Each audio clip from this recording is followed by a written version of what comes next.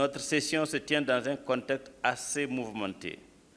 Sur le plan international, on assiste à une persistance des foyers de tension entre d'une part la Russie et l'Ukraine et d'autre part entre les États-Unis, Israël et l'Iran.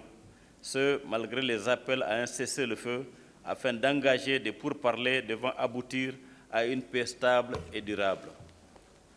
Sur le plan sous-régional, la tenue du sommet le 23 décembre 2025 du Collège des chefs d'État de la Confédération des États de l'AES a consacré l'an 1 de la Confédération à travers la mise en place et l'inauguration des organes de la Confédération, à savoir la Banque confédérale pour l'investissement et le développement, BCID, dont le siège se trouve à Bamako, au Mali, qui garantit le financement des projets structurants de la Confédération des États de l'AES, réduisant ainsi notre dépendance des financements extérieurs.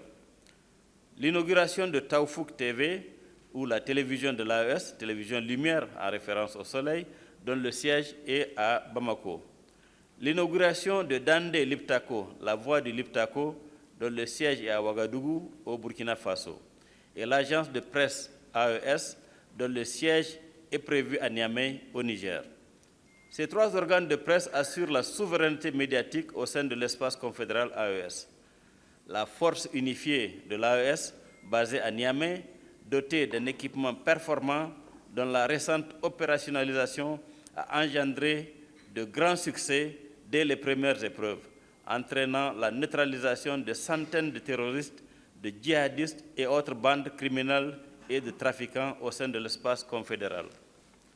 L'appui de cette force unifiée aux efforts des forces armées nationales permettra à terme de réduire sensiblement la capacité de nuisance des forces du mal au sein de l'espace AES.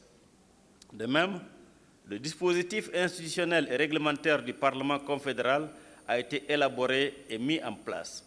La récente rencontre à Ouagadougou, les 29 et 30 juin 2026, des présidents des parlements des pays de l'AES a permis la mise en place des dispositions permettant l'opérationnalisation du Parlement confédéral de l'AES, porte-parole des voix des populations de l'espace confédéral.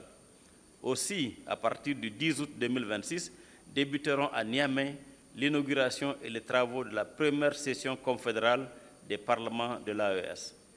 Il est à constater que le processus d'intégration se poursuit au sein de l'AES à travers les rencontres au niveau ministériel, dont entre autres les affaires étrangères, la jeunesse, le sport et la culture, la santé, l'éducation, l'agriculture, les mines, etc.